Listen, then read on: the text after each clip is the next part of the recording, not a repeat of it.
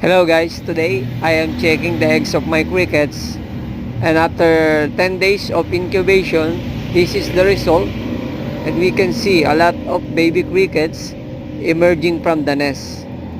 For your information, I have made two set of laying nest for the crickets, and then I harvested them after 10 days, and then I incubate them,